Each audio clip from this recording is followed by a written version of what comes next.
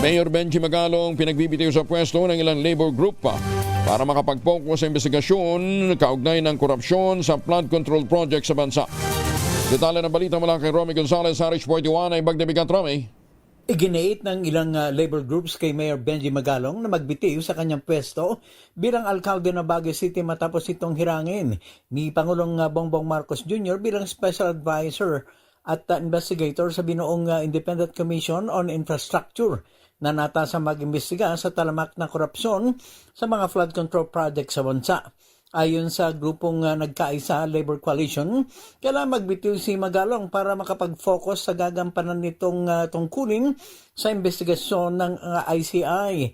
Ayon kay nagkaisa chair at Federation of Free Workers President Sani Matula, ang sabay na pagtrabaho ni Magalong bilang mayor at investigador ay posible magdulot ng panganib habang nagaganap ang investigasyon. Gayman na unang sinabi ni Mayor Magalong ang kanyang commitment na mananatiling mayor ng Baguio City. Ito si Harris 41, Romy Gonzalez para sa DZRH.